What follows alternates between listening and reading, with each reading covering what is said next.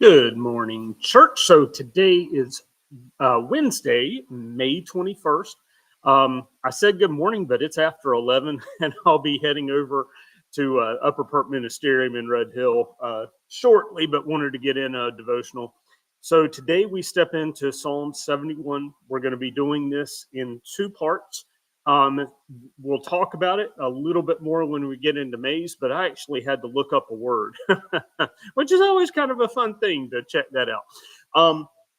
So we'll be starting with actually, let me start with James Mays and just kind of give you the outline, and then we'll do a little more from him.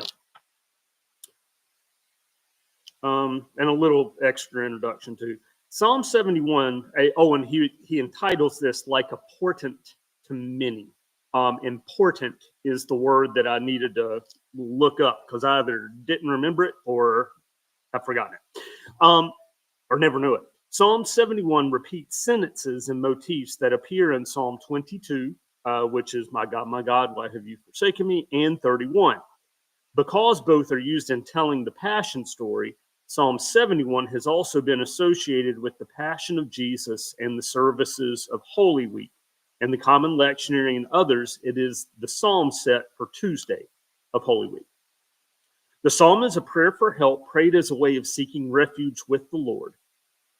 It is composed of repeated petitions interwoven with declarations of trust and descriptions of trouble. It begins with petitions for deliverance from the power of the wicked, from 1 to 4, followed by declarations of a trust and dependence that have lasted throughout life and are publicly known. A second petition for deliverance, confessing the infirmity of old age, is followed by an account of the hostility of those who think the psalmist has been deserted by God. From these adversaries, a third petition asks deliverance. Against the psalmist, again, the psalmist declares his trust in the Lord by describing how praise occupies all of his life and prays not to be forsaken, that he may continue to praise God as he has been taught, even to coming generations. The psalm concludes with a declaration of confidence that the prayer will be heard and a promise of praise. Now, some interesting. We'll be doing verses 1 to 11 if you are looking or following along. "And you, O Lord, I take refuge. Let me never be put to shame. In your righteousness, deliver me and rescue me. Incline your ear to me and save me. Be to me a rock of refuge, a strong fortress to save me. For you are my rock in my fortress. Rescue me, O my God, from the hand of the wicked, from the grasp of the unjust and cruel. For you, O Lord, are my hope, my trust, O Lord, from my youth. Upon you I have leaned from my birth. It was you who took me from my mother's womb. My praise is continually of you. I have been like a portent to many, but you are my strong refuge. My mouth is filled with your praise and with your glory all day long. Do not cast me off in the time of old age. Do not forsake me when my strength is spent. For my enemies speak concerning me, and those who watch for my life consult together. They say, pursue and seize that person whom God has forsaken, for there is no one to deliver." Now, a little bit more Mays, and this is where he talks about the portent.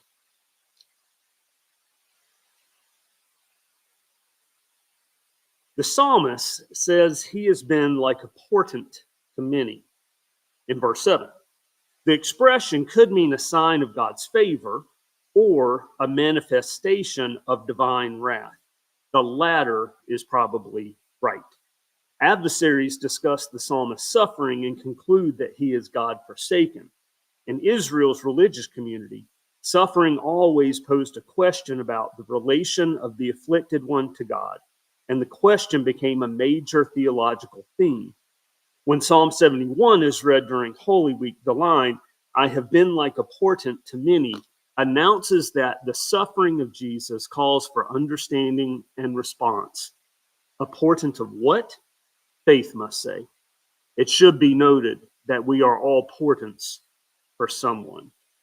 So a little attempt at explanation. So when that latter part that James Mays refers to is uplifting a portent as kind of a sign of forewarning. And if so, let's say people are looking at the psalmist and making the assumption that he has been forsaken by God. This would be similar to some of the things that are raised in the book of Job as well.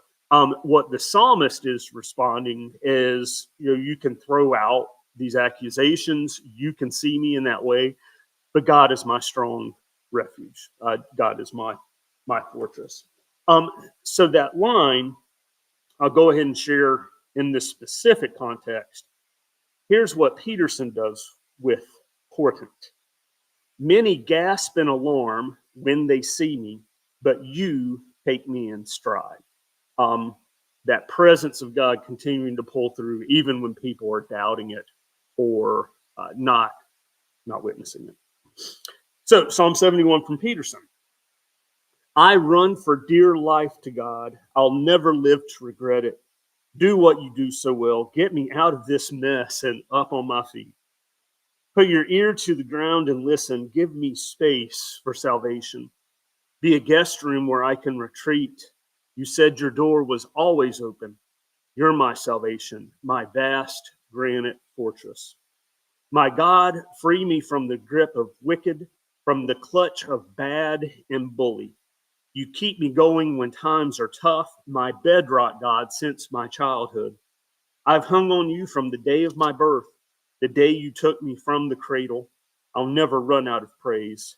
Many gasp in alarm when they see me, but you take me in stride. Just as each day brims with your beauty, my mouth brims with praise. But don't turn me out to pasture when I'm old or put me on the shelf when I can't pull my weight. My enemies are talking behind my back, watching for their chance to knife me. The gossip is, God has abandoned him. Pounce on him now. No one will help him.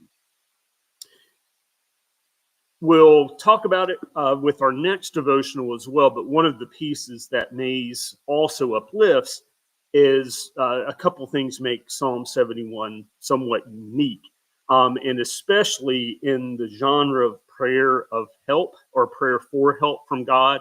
This one has an heavy emphasis on trust, on refuge, and ultimately continuing to praise God and offering praise to God, and even teaching others to praise God.